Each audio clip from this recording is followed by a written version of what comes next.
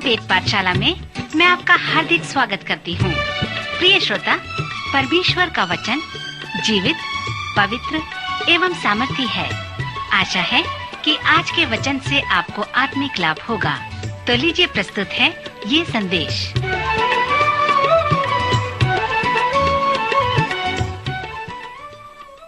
नमस्कार श्रोता, वेद पाठशाला की अगली कक्षा में आपका स्वागत है। पिछले चरण से हम याकूब की पत्री का सर्वेक्षण प्रारंभ किए हैं।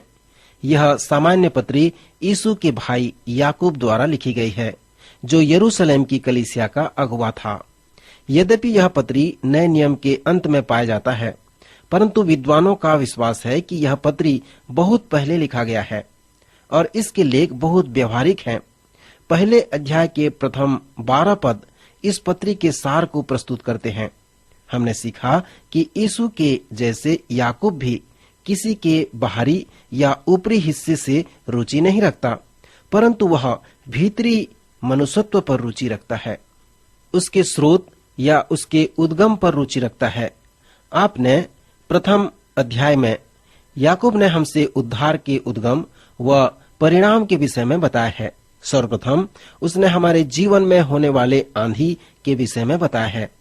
पिछले चरण में मैं उन प्रथम 12 पद को पढ़ा था, अर्थात वह कहता है, हे मेरे भाइयों, जब तुम नाना प्रकार की परीक्षाओं में पढ़ो तो इसको पूरे आनंद की बात समझो, यह जानकर कि तुम्हारे विश्वास के परखे जाने से धीरज उत्पन्न होता है। यहाँ पर याकूब जो कह रहा है कि हम सबके पास अपनी आंधियां हैं, अर्थात हम सबके पास समस्याएं हैं, परीक्षाएं हैं। उन सभी सामान्य पत्रियों पर ध्यान करें, चाहे वह इब्रानियों की पत्री हो या याकूब की पत्री या पतरस या यूहन्ना या यहूदा की पत्री हो। जब इन प्रेरितों ने सामान्य पत्रियों को उन दुखित व पीड़ित लोगों को लिखा, तो पत्री के प्रारंभ में ही उन्होंने दुख व क्लेश के विषय में लिखा है। वे हमेशा उन दुखित व क्लेशित लोगों को सांत्वना देना चाहते थे। सांत्वना भरे शब्द कहकर शांति दिया करते थे, क्योंकि ये लोग जिन्हें ये सामान्य पत्रियां लिखे गए हैं, वे सब दुखों में पड़े हुए थे। उन्हें सांत्वना की आवश्यकता थी। ये सभी सामान्य पत्रियां प्रारंभिक समय में मसीह के अनुयायियों को जो दुखों में थे लिखे गए हैं। अपने प्रारंभिक शब्दों में याकूब कहता है कि जब तुम नाना प्रकार की परीक्षा में पढ़ो तो इसको पूरे आनंद की बात समझो। यहाँ पर वह परीक्षा में पढ़ने की समस्या को बता रहा है। दूसरे अनुवाद में हम पढ़ते हैं, जब तुम नाना प्रकार की परीक्षाओं का अनुभव करो तो इसे पूरे आनंद की बात समझो।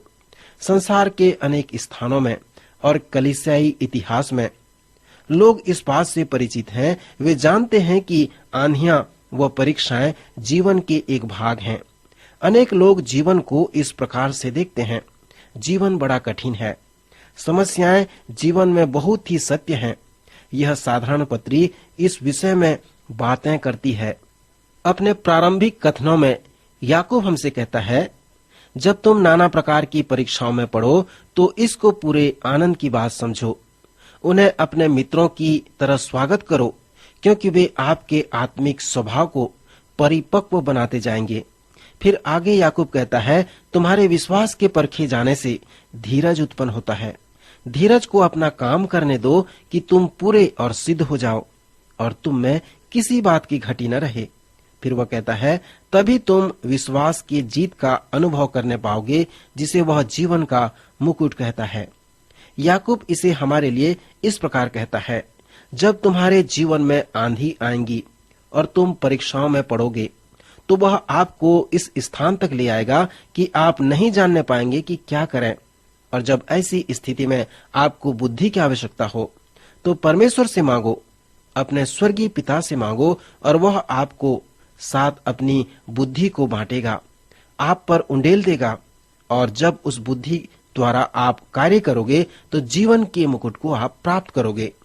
मान लो मेरी बेटी कॉलेज से मेरे पास फोन करे और कहा कि पापा, मेरे फाइनल परीक्षा शनिवार से प्रारंभ होने वाला है, पर मैं बीमार पड़ी हूँ। और यह सुनकर मैं गिर पड़ा और ऐसा लगा जैसे कि मेरे पैर टूट गए हैं। फिर वह कहती हो कि पापा, मुझे नहीं मालूम कि मैं क्या करूं अंत में उसकी बातें मुझे छू ले और मैं यह समझूं कि वह बुद्धि के लिए मेरे से बातें कर रही है। क्या आप सोचते हैं कि मैं उससे ये कहूं, अपने आप में परिश्रम करो, मेरे पास समय नहीं कि तुम्हारी समस्या का मैं समाधान करूं।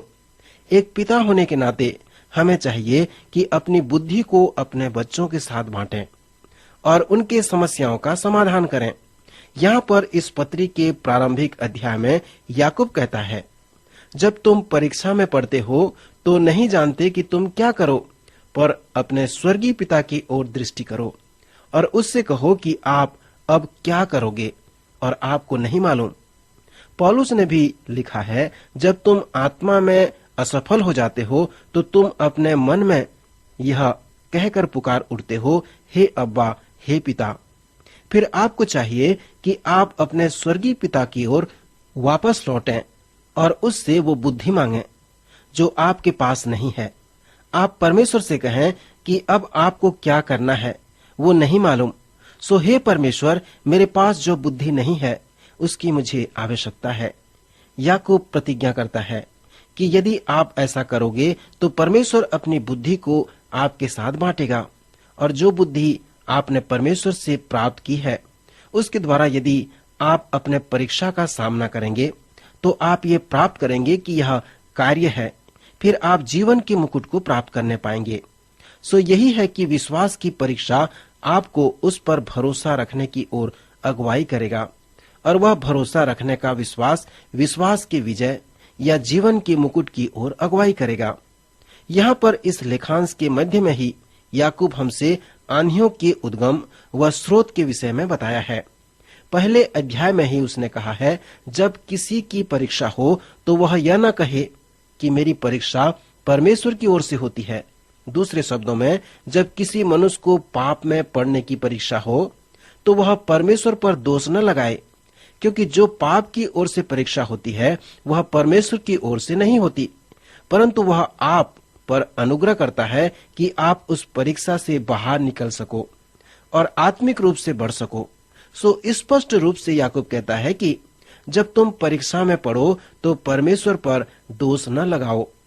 और वह कहता है, क्योंकि न तो बुरी बातों से परमेश्वर की परीक्षा हो सकती है और न वह किसी की परीक्षा आप करता है। यहाँ पर हम प्रश्न पूछ सकते हैं कि यदि परमेश्वर हमें पाप में पड़ने के लिए परीक्षा नहीं करता तो क्यों हम चेलों की प्रार्थना में इस प्रकार प्रार्थना करते हैं कि हमें परीक्षा में न ला। यदि आप इसके विषय में कुछ क्षण विचार करें तो इसका अर्थ इस प्रकार हो सकता है, प्रभु तू मेरी अगुवाई कर, क्योंकि यदि तू मेरी अगुवाई करेगा और मैं तेरे मार्गों पे चलूंगा तो मैं पाप की परीक्षा में नहीं पड़ूंगा। पाप की परीक्षा में पढ़ने के लिए बाइबल का दार्शनिक सिद्धांत है। इसके पहले कि पाप में पढ़ो, परीक्षा से भागो। पहला कुरिन्थियों उसका 10वां अध्याय 13 वचन में परीक्षा के विषय में पौलुस के महान कथन को क्या आप स्मरण करते हैं? पौलुस ने लिखा है, तुम किसी ऐसी परीक्षा में नहीं पड़े जो मनुष्य के सहने से बाहर है, अर्थात अन्य लोगों के पास जो परीक्षा है वह तुम्हारे पास नहीं है, परंतु परमेश्वर पिता सच्चा है, वह तुम्हें सामर्थ्य से बाहर परीक्षा में पड़ने न देगा, वरन परीक्षा के साथ निकास भी करेगा कि तुम सह सको। फिर 14वें पद में लिखता है, इसलिए बचे रहो। जब यीशु गतसमनी बाग में प्रार्थना कर रहा था तब उसने अपने चेलों से कहा कि वे भी उसके साथ प्रार्थना करें, परंतु उसने उन्हें सोते हुए पाया और उसने कहा, क्या तुम मेरे साथ एक घड़ी भी प्रार्थना नहीं कर सकते? प्रार्थना करो कि तुम परीक्षा में न पड़ो। यदि आप जानते हैं कि इस संसार में कितने दुष्ट हैं जिसने आपको छुटकारा प्राप्त करना है, तो आपको प्रार्थना करना पड़ेगा ताकि आप परीक्षा में न पड़ सको। याकूब के इस प्रथम अध्याय में पाप की परीक्षा के उद्गम के विषय में याकूब एक और सुंदर अध्याय देता है। वो कहता है, पाप में पड़ने की परीक्षा परमेश्वर की ओर से नहीं आती, न ही यह शैतान की ओर से आती है, परंतु पाप में पड़ने की परीक्षा आपके अंदर से ही आती है। यह इस प्रकार से कार्य करता है, आप कुछ देखते हैं और उसे पाने की इच्छा करते हैं, जिसे वचन में अभिलाषा कहा गया है। सो आप अपनी ही अभिलाषा से खींचकर और फंसकर परीक्षा में पढ़ते हैं, परंतु अभी तक आपने पाप नहीं किया। परीक्षा में पढ़ना पाप नहीं है।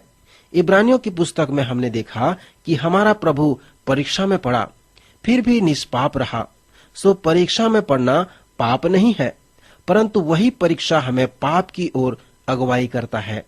श्रोता मित्र, इस लेखांश के सच्चाई का जो केंद्र है वह इस प्रकार है कि क्या आप पाप करना चाहते हैं या पाप करना नहीं चाहते।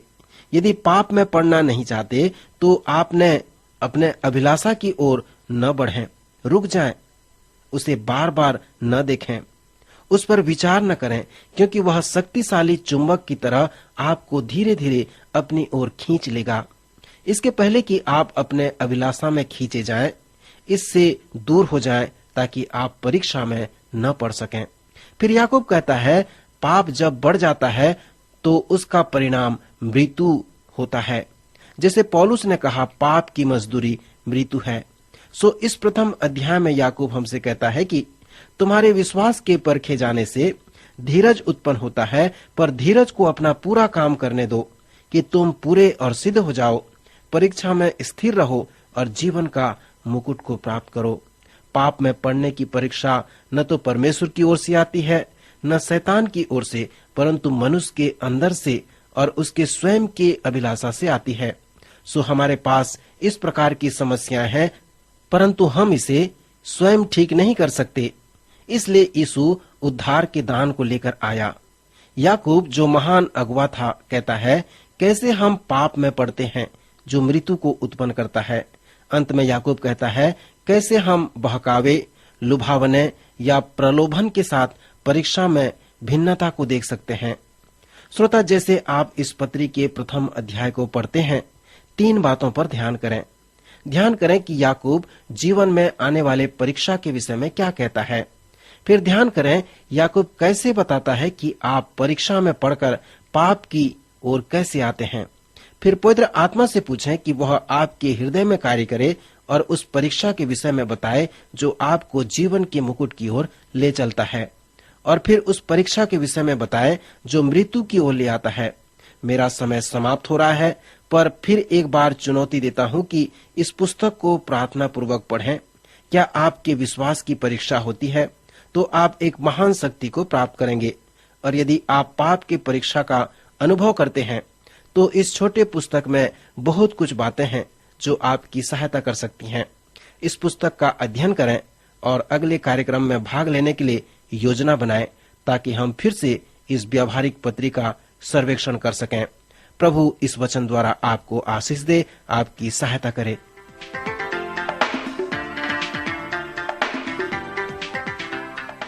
अभी आप सुन रहे थे कार्यक्रम वेद पाठशाला। श्रोता, हमें विश्वास है कि इस कार्यक्रम के द्वारा आपको आशीष मिली है। यदि इस कार्यक्रम के विषय में अधिक जानकारी प्राप्त करना चाहते हैं या बाइबल अध्ययन से संबंधित कोई प्रश्न हमसे पूछना चाहते हैं, तो आप हमें इस पते पर लिखें।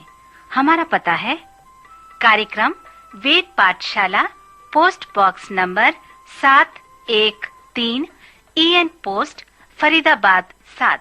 पता एक बार फिर सुन लीजिए। कार्यक्रम वेद पाठशाला, post box number 713, EN post, Faridabad 7। आज के कार्यक्रम का समय यहीं पर समाप्त होता है। अगले कार्यक्रम में आपसे फिर भेंट होगी। तब तक के लिए नमस्कार।